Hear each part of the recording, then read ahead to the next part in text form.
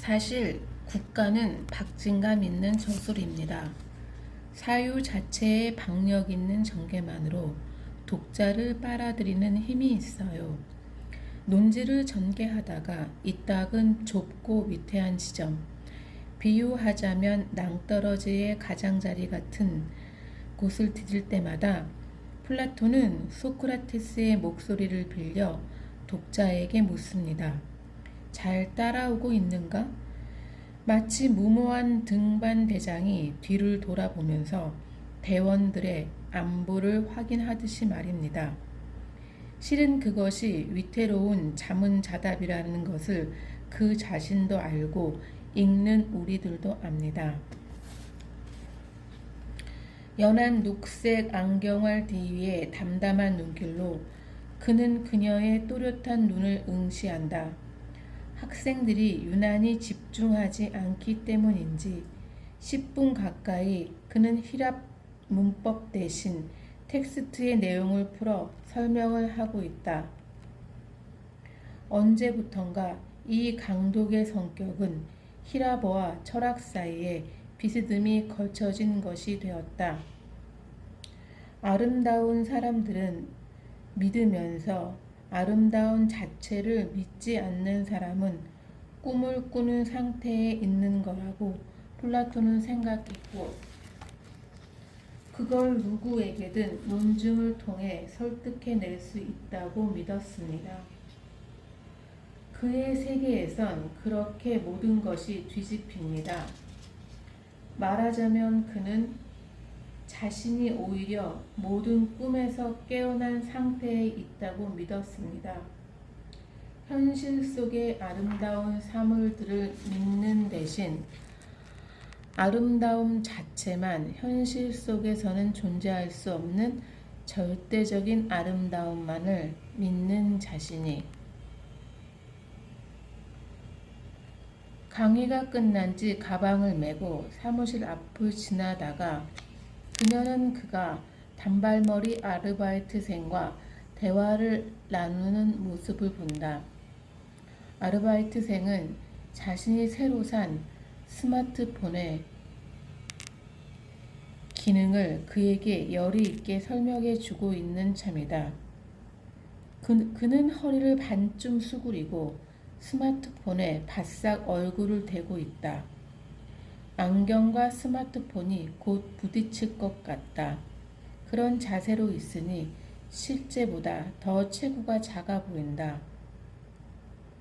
아르바이트생이 높은 톤으로 빠르게 말한다. 이건 남극의 펭귄 군락지에 설치한 웹캠의 실시간 영상이에요. 잔뜩 더울 때 열어보면 정말 시원해요. 여기도 지금 밤이네요. 얘네들 보여요? 펭귄들은 벌써 다 잠들었어요. 아, 이거요? 여기 진한 보라색으로 보이는 거 그게 바다라니까요. 희끗한 건 얼음이죠. 죄다 빙하예요. 와, 지금 막 눈이 오네요. 이거 보여요? 이것들 말이에요. 반짝반짝하는 점들. 안 보여요? 후락한 아카데미 건물의 현관을 빠져나오며 그녀는 거구의 대학원생이 어두운 벽에 붙어서서 누군가와 통화하는 것을 본다. 불을 붙이지 않은 담배를 손가락 사이에 끼우고 이를 악물며 낮은 소리로 그녀가 지나가는 것을 알지 못한 채 그가 속삭인다. 말했지. 도와달란 말 안 할 테니까 내 앞길 막지만 말라고. 유학 갈 돈이야. 이 나이까지 석사도 못 마치고 뼈 빠지게 모은 돈이라고. 내가 그 돈 다 털어주건 말건 아버진 망할 거잖아. 망하고 또 망하고 끝까지 망할 거잖아. 히라버 시간이 끝나면 언제나 그랬던 것처럼 그녀는 어두운 거리를 걷는다. 붉은색 철제 상자에 야식을 실은 오토바이들이 차선과 신호를 무시하며 고개 운전을 한다. 젊거나 늙어가는 취객들, 투피스나 반소매 와이셔츠 차림에 지친 직장인들, 손님이 들지 않은 식당 입구에서 멍하게 행위를 응시하는 나이든 여자들을 지나쳐서 그녀는 계속 걷는다. 8차선과 4차선 도로가 교차되는 번화한 거리에 다다른다. 까마득히 높게 솟아오른 빌딩들과 그 꼭대기에 설치된 거대한 전광판들이 보인다. 언제나처럼 그녀는 횡단보도 앞에 멈춰서서 그 화면들을 올려다본다. 실제보다 수십 배 확대된 얼굴들이 거대한 입술을 움직여 들리지 않는 말을 한다. 거대한 활자들이 물고기처럼 입을 달싹이며 화면 아래를 흐른다. 거대하게 확대된 뉴스 화면들이 지나간다. 들것에 스쳐가는 시체, 군중, 불붙은 비행기, 울부짖는 여자들이 지나간다. 어느 사이 초록불이 켜진다. 복사열이 아직 식지 않은 검은 아스팔트 도로를 가로질러 그녀는 맞은편 거리를 향해 걷는다. 전광판들은 여전히 소리 없이 거대한 화면과 활자들을 흘려보내고 있다. 끝없이 펼쳐진 사막을 침묵하며 달리는 미끈한 승용차.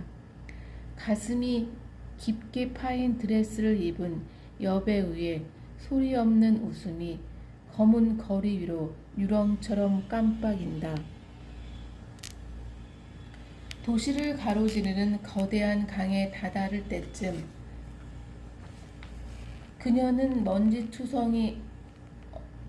먼지투성이 얼굴은 완전히 땀에 젖어 번들거린다.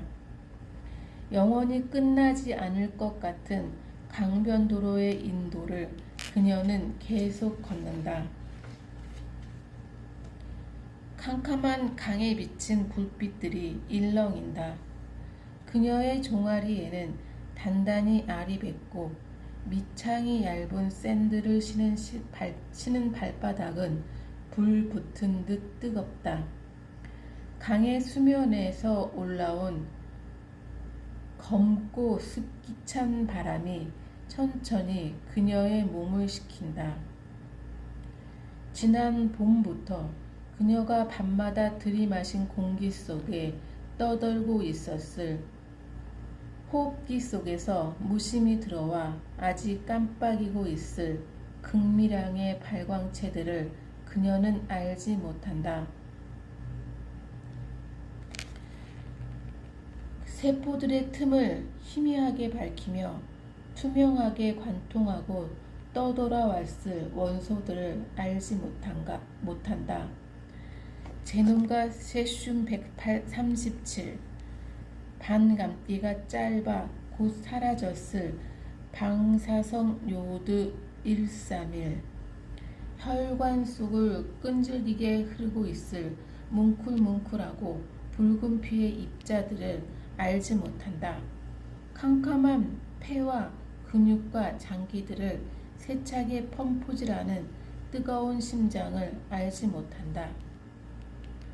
지하도를 건너 그녀는 더 걷는다. 셔터가 내려진 상점들과 막 불을 끄고 셔터를 내리는 상점들을 지나쳐 걷는다.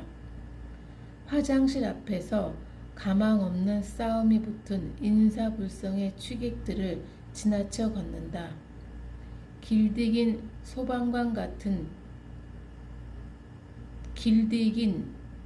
소화관 같은 지하도를 끝까지 통과한 뒤 어두운 거리로 뱉어져 나온다. 신호등이 작동되지 않는 주황색 전멸등만 깜빡거리는 위험한 보도를 건넌다.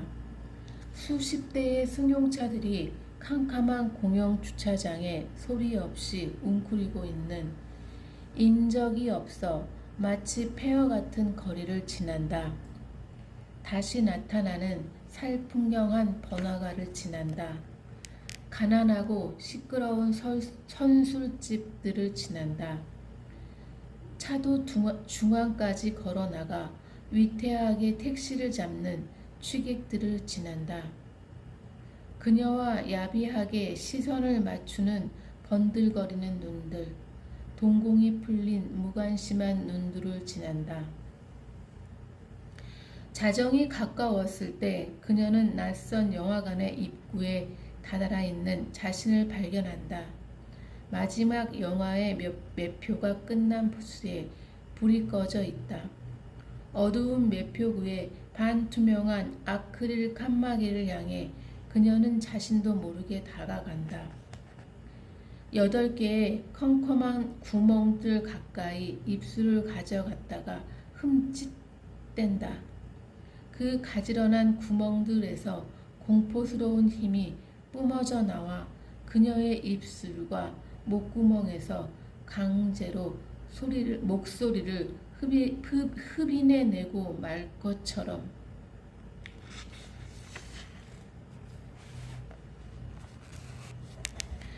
극장 앞의 버스 정류장은 어둡고 더럽다. 구겨진 맥주 캔들과 탄산 음료 페트병들과 비닐봉지, 누군가 뱉어놓은 가래침들, 흩어지고 짓밟힌 팝콘 부스러기들 가운데 그녀는 서 있다. 이제는 더 이상 걷고 싶지 않다. 막차일지도 모를 좌석버스가 정류장으로 다가오는 것이 보인다. 그녀의 집을 지나가지 않지만 근처까지 가는 버스다. 버스에 오른 순간 지나치게 강한 에어컨 바람에 그녀는 깜짝 놀란다. 침침한 조명이 밝혀진 버스 안에는 10수명의 승객들이 침묵하며 좌석에 앉아 있다. 피로와 패배감, 오래되고 희미한 적의 같은 것이 배어있는 침묵이다. 그녀는 두 좌석 모두 비어있는 자리까지 걸어 들어간다. 운전석 뒤쪽에 설치된 텔레비전에서 심야 드라마가 소리 없이 흘러나오고 있다. 한 남자와 한 여자가 들리지 않는 언쟁을 벌이다 말고 격렬하게 오랫동안 입을 맞춘다. 색보정이 제대로 되지 않아 화면이 퍼렇게 보인다. 그녀는 텔레비전 화면을 보지 않는다. 지독한 피로가 몰려오지만 눈을 감아도 잠이 오지 않는다. 공격적으로 느껴질 만큼 강한 에어컨 바람 때문에 팔뚝과 목덜미에 소름이 돋은 채 그녀는 차창 밖을 내다본다. 버스는 불야성의 거리를 거슬러 오르고 있다. 눈부시게 불을 밝힌 카페의 투명한 냉장고에 색색의 머핀과 조각 케이크들이 진열되어 있다. 문을 닫은 보석점 진열 안에서 커다란 모조 다이아몬드 목걸이가 빛난다. 건물의 한 면을 뒤덮은 거대한 걸개 포스터 위로 낯익은 남자 배우가 눈가의 잔주름을 깊게 폐기하며 웃고 있다. 짧은 원피스에 때 아닌 가죽 부츠를 신은 여자가 휴대폰을 움켜쥔 손을 들어 택시를 잡는다. 셔터를 내린 분식집 앞에 계단턱에 희끗하게 머리가 센 남자가 신문지 위에 웅크려 누워 있다.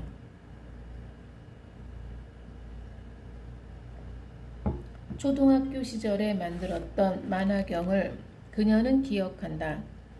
거울집에서 직사각형으로 잘라온 세 조각의 거울을 잇대어 삼각기둥을 만든 뒤 그 안에 여러 색깔의 색종이를 잘게 잘라 넣는다. 한쪽 눈을 대고 만화경을 흔들 때마다 펼쳐지던 이상한 세계에 그녀는 단박에 사로잡혔었다. 말을 잃은 뒤 이따금 그녀의 눈앞에 그 세계가 겹쳐 떠오를 때가 있다. 지금처럼 녹초가 된 채 버스에 실려 검고 단단한 숲 같은 밤거리를 흘러갈 때, 아카데미 건물의 어둡고 좁은 계단을 걸어 올라갈 때, 강의실에 이르는 긴 복도를 건너갈 때, 오후의 햇빛과 정적과 나무들, 잎사귀들, 그 틈에 노란 빗무늬들을 바라볼 때 타닥타닥 터질 듯 깜빡이는 네온 사인과 색 전구들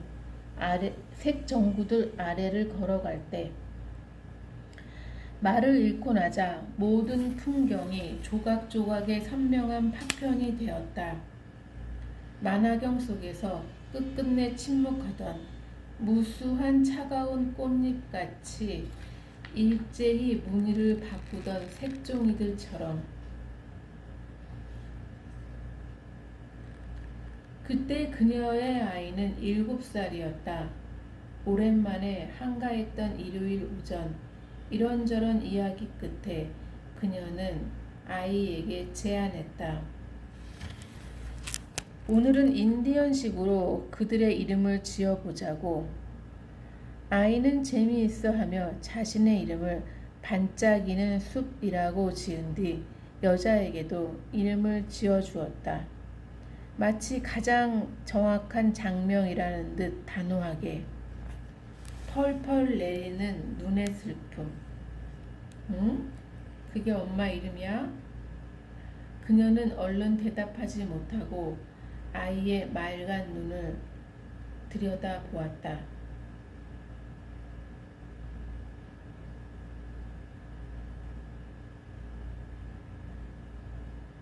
펄펄 내리는 눈의 슬픔. 응? 그게 엄마 이름이야. 그녀는 얼른 대답하지 못하고 아이의 맑은 눈을 들여다보았다. 조각난 기억들이 움직이며 무늬들을 만든다. 어떤 맥락도 없이, 어떤 전체적인 조망도 의미도 없이 조각조각 흩어졌다가 한순간 단호히 합쳐진다. 무수한 나비들이 일제히 날개짓을 멈추는 것처럼, 얼굴을 가린 냉정한 무의들처럼. 그녀가 유년 시절을 보낸 K시의 외곽도로가 그렇게 보인다. 9살의 여름, 5해 가까이 키운 백구를 앞세우고 집에서 가까운 그 도로를 건너던 휴일 오후가 보인다. 과속으로 달려오던 승합차가 벼락같이 백구를 치고는 뺑소니쳐 달아났다.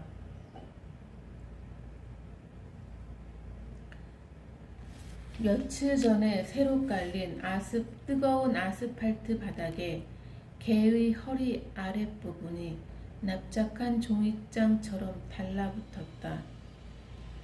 앞발과 가슴과 머리만 입체의 형상을 한 개가 거품을 물며 신음한다. 그녀는 무작정 다가가 개의 상처를 끊어 안으려 한다. 개는 온 힘을 다해 그녀의 어깨를, 가슴을 물어뜯는다. 그녀는 비명도 지르지 못한다. 두 팔로 개의 입을 막으려 한다. 팔뚝을 한 번 더 물어뜯기는 순간 그녀는 기절했고, 어른들이 달려왔을 때 백구는 이미 죽어 있었다고 했다.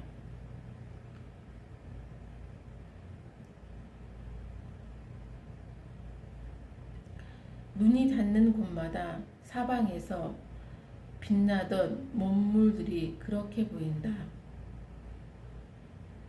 20살이 되던 봄, 야간 경비를 서던 당직실에서 죽은 아버지를 운구해 K시 근교의 선산으로 내려가던 긴 하루였다. 마치 온 세상이 어항으로 변한 듯 눈부신 청색 몸물이 끝없이 담겨있던 눈들이 번쩍인다.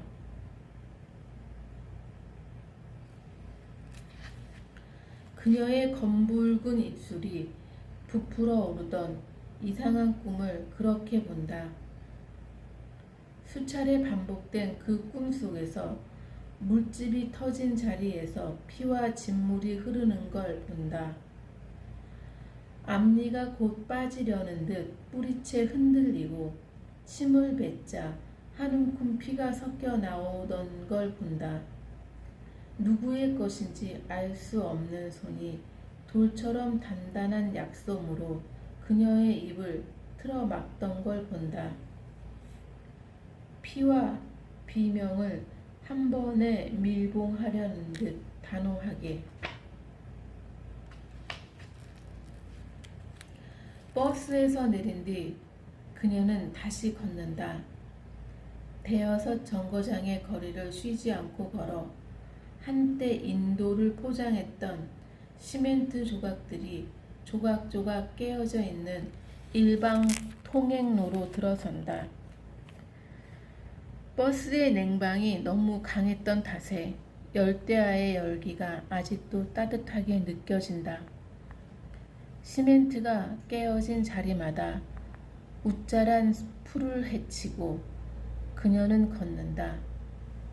샌들의 검은 가죽끈 사이로 맨살이 습기에 젖는다. 아무것도 판단하지 않는다. 감정을 부여하지 않는다. 모든 것이 파편으로 다가와 파편인 채 그대로 흩어진다. 사라진다. 단어들이 좀 더 무거워 몸에서 멀어진다. 거기 겹겹이 무거운 그림자처럼, 악취와 오심처럼, 끈적이는 감촉처럼 배어있던 감정들이 떨어져 나간다. 오래 침수돼 접착력이 떨어진 타일들처럼, 자각 없이 썩어간 살의 일부처럼. 아침부터 밤까지 수차례 땀에 젖었다. 마른 그녀의 끈끈한 몸이 이제 세면대 위에 거울에 비쳐 있다. 그녀는 따뜻한 물을 반쯤 채운 욕조에 들어간다. 먼지 투성이의 몸을 물속에서 구부려 최대한 편안한 자세를 만든다. 무심코 잠이 들었다가 물이 거의 식었을 때에야 떨며 눈을 뜬다. 잠든 아이의 눈꺼풀에 그녀는 조심스레 입 맞춘다. 나란히 누워 눈을 감는다. 눈을 뜨면 펄펄 눈이 내리고 있을 것 같아 질끈 감은 눈꺼풀에 힘을 준다. 눈을 감았으므로 보이지 않는다. 반짝이는 육각형의 커다란 결정들도 깃털 같은 눈송이들도 보이지 않는다. 짙은 보랏빛 바다도 흰 봉우리 같은 빙하도 안 보인다. 밤이 끝날 때까지 그녀에게는 말도 없고 빛도 없다. 모든 것이 펄펄 내리는 눈에 덮여 있다. 얼다가 부서진 시간 같은 눈이 끝없이 그녀의 굳은 몸 위로 쌓인다. 곁에 누운 아이는 없다. 싸늘한 침대 가장자리에 꼼짝 않고 누워 수차례 꿈을 일으켜 그녀는 아이의 따뜻한 눈꺼풀에 입 맞춘다.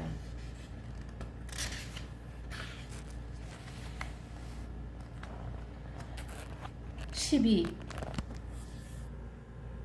거구의 대학원생이 통통한 손을 들고 히라버 강사에게 묻는다.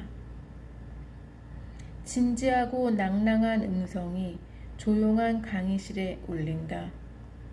땀에 젖은 회색 스트라이프 티셔츠가 등과 겨드랑이 사이에 달라붙어 진한 회색의 무늬를 만든다. 신령한 것, 투 다이멘션과 신적인 것.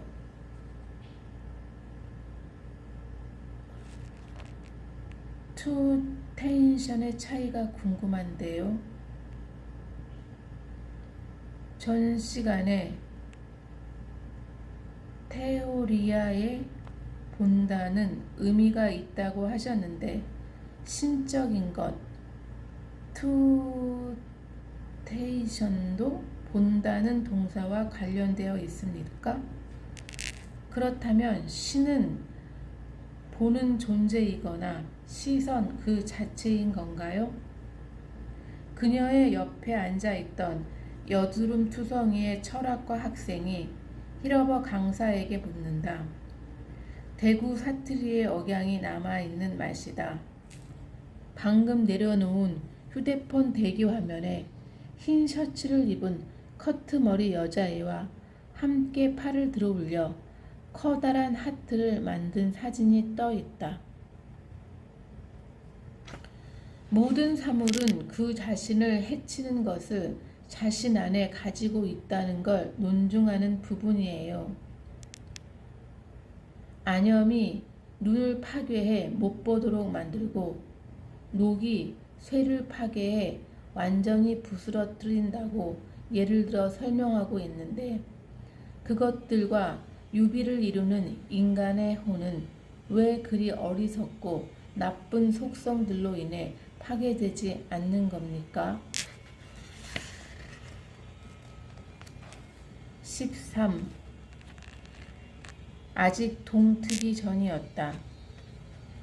누군가 내 방에 들어와 내 어깨를 건드리고는 편지 한 통을 건네주었다. 나는 눈을 비비고 일어나 고맙다고 인사한 뒤 그것을 받아들었다. 어떤 글씨도 적혀있지 않은 봉투를 뜯자 눈처럼 흰 백지가 반듯하게 2번 접혀 있었다. 백지를 펼치는 짧은 시간 동안 손끝의 감촉으로 알아챌 수 있었다. 점자로 쓰여진 편지였다. 나는 신중하게 문장들을 더듬기 시작했다. 한 줄도 빠뜨리지 않고 마침내 편지의 끝까지 더듬어 내려갔다. 의미를 전혀 알 수 없었다. 내가 읽은 것이 한글 점자인지 알파벳 점자인지조차 알 수 없었다. 그제야 깨달았다. 나는 아직 점자를 배우지 않았다. 발신인도 내용도 짐작할 수 없는 편지를 무릎에 내려놓고 나는 조금 떨었던 것 같다. 이제 어떤 답을 사자에게 전해야 옳은 걸까? 방금 편지를 건네준 사람, 아직 내 머리맡에 서 있는 그 사람의 얼굴이 생각나지 않았다. 아직 꿈속이었지만 얼굴을 든 순간 방금 점자 편지를 읽는 꿈에서 깨어난 거라고 생각했다. 방에는 아무도 없었다. 마치 유년 시절의 아침이 돌아온 것처럼 모든 사물들이 선명한 빛과 형체들로 시야에 들어왔다. 창문이 열려 있었다. 바람이 부는지 짙은 청색 커튼이 조금 흔들렸다. 방 안의 공기는 미세한 유리알들을 머금은 것처럼 선명하게 반짝였다. 엷은 푸른 빛으로 칠한 벽에 수많은 물방울들이 맺혀 있는 것이 보였다. 외벽에서 스며들어와 이제 바닥으로 흘러내릴 눈부신 물방울들을 보다가 나는 의아해졌다. 밖에 비가 내리고 있는 건가? 그런데 왜 이렇게 화날까? 눈을 뜨고 있는 꿈을 꾸다가 문득 잠들어 있었다는 것을 깨닫는 순간 나는 고통을 느끼지 않는다. 상실감도 체념도 느끼지 않는다. 잠이 천천히 몸에서 가시는 동안 단호히 꿈으로부터 돌아 누울 뿐이다. 마침내 눈을 뜨고 희끄무레한 천장을, 윤곽이 무너진 사물들을 바라볼 뿐이다. 한 번 더 빠져나갈 꿈 밖의 세계가 없다는 사실을 침착하게 확인할 뿐이다.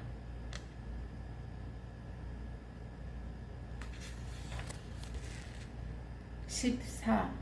얼굴. 아직 실감할 수 없어. 너 37살 요아힘 구룬텔의 죽음을, 읽을 수 없는 점자 편지를 마지막 글자까지 손끝으로 훑은 뒤 어떻게든 이해했다고 말해야만 할 것 같았던 그 낯선 꿈처럼, 그 먼 곳에서 네가 올 수 없다는 건 안다 라고 네 어머니는 나에게 말했지. 장례식은 6시간 후에 치러진다고. 내가 미안해 할 것 같아 일부러 늦게 알렸다고 했지. 나는 최대한 침착하게 미안하다고 말했어. 그녀는 괜찮다고 대답하고는 잘 지내고 있느냐고 나에게 물었지. 나는 그렇다고 독일에 돌아가면 인사드리러 가겠다고 말했어. 내 어머니는 얼른 대답하지 않았지. 잠깐의 침묵이 흐린 뒤 잠긴 목소리로 말했어. 물론이지. 너는 언제든 환영이란다. 그 전화를 받은 토요일 아침부터 이 침대에 누워 천장을 올려다보고 있어. 허기 때문에 냉장고 문을 열 때마다 눈부신 조도 때문에 그 안에 있는 것들이 비교적 또렷하게 보인다는 사실에 놀라곤 했어. 그 차갑고 선명한 공간이 마치 얼어붙은 낙원 같아서 나는 냉장고 문을 열어둔 채 시간을 끌었어. 간단한 음식을 꺼내 식탁에 놓고 짧은 시간 허기를 달래고는 마치 안정을 취해야 하는 환자처럼 침대로 돌아와 눕곤 했어.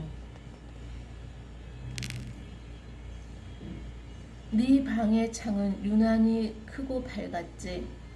햇빛이 잘 드는 오후면 창틀 아래 선반에 진열된 수십 대의 미니어처 비행기들이 제각기 반질반질한 빛을 냈지. 내가 너에게서 등을 돌리고 서서 그 비행기들의 정교한 디테일에 감탄하는 동안 너는 청색과 녹색 체크무늬 시트가 깔린 침대 위에 다리를 꼬고 앉아 말을 이어갔지. 내가 고개를 돌려 너와 눈을 맞추면 넌 장난스럽게 코를 찡긋리는 동작만으로 뿔테 안경을 치켜 올리곤 했지. 종횡무진 네가 다루는 다채로운 화제들은 다독가답게 숱한 암시와 인용과 논증의 터널들을 롤러코스터처럼 통과하며 오래 이어졌지. 때로 네 이야기가 너무 길어지는 것 같다고 느낄 때면 난 네 어머니가 직접 구웠다는 근사한 파이를 한 입씩 베어 물었어.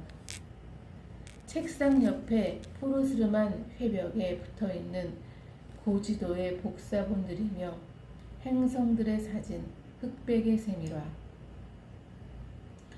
아르마딜로와 메머드와 네안테르타인의 옆 얼굴, 흑백의 세밀화들을 무심한 척 곰곰이 들여다보면서 이따금 너의 화제는 그다지 조심스럽지 않게 내 눈의 상태로 그것과 떼어 생각할 수 없는 장래의 문제로 이어지기도 했지.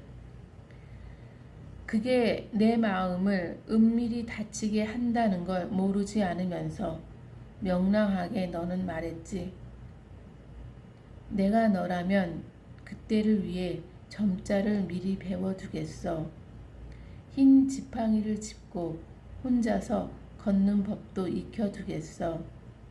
잘 훈련받은 멋진 리트리버를 사서 그 녀석이 늙어 죽을 때까지 함께 살겠어. 이를테면 너는 그렇게 말할 자격이 스스로에게 있다고 믿고 있었던 거지. 세상에 어떤 불행이든 스스럼 없이 대해도 될 만큼 고통을 겪어보았다고. 갓난 아이였을 때부터 너는 10여 차례 크고 작은 수술을 받았고 14살엔 6개월의 시한부 선고를 들었다고 했지. 끈질긴 독학 끝에 대학에 입학하는 걸 보고 의사와 간호사들 모두 혀를 내둘렀다고 했지. 그렇게 병원 밖으로 나와 처음 사귄 친구가 나였다고 했어.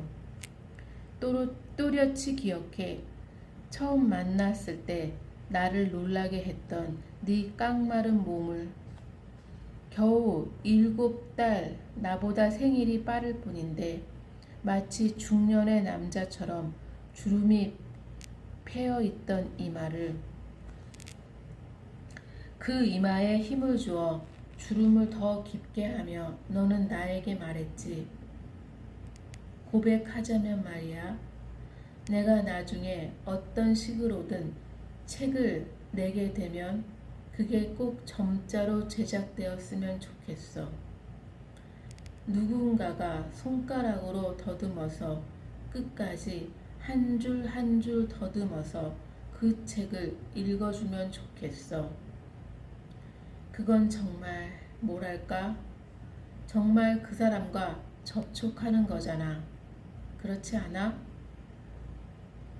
함부로 던진 농담이 아니라는 걸 증명하려는 듯 너는 진지하게 내 얼굴을 마주 보았지.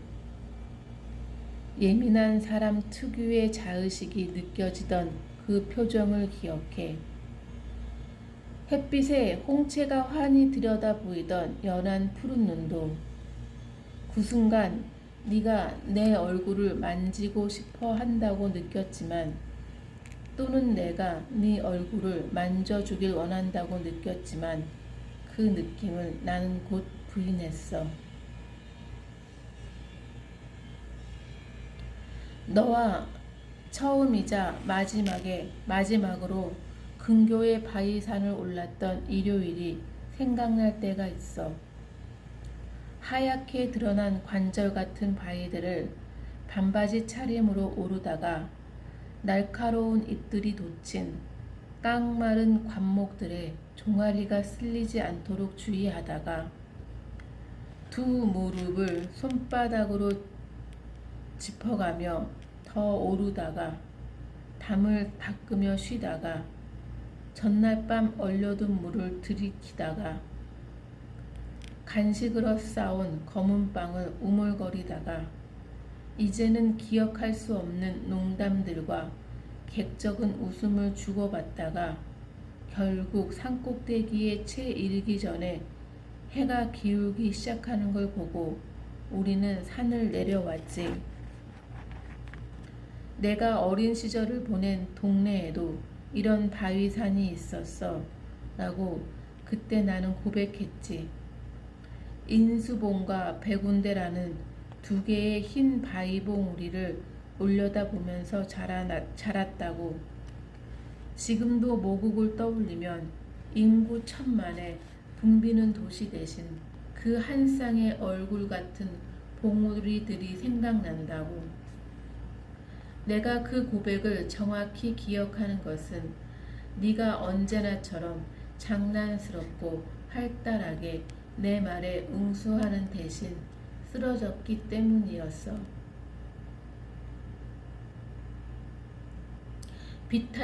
비탈진 길을 2~3m 굴러 떨어지다가 기다란 바위에 허리를 부딪히며 멈췄기 때문이었어. 그 상황을 난 믿을 수 없었어. 너는 언제나 이제 깨끗이 나았다고 나에게 말했는데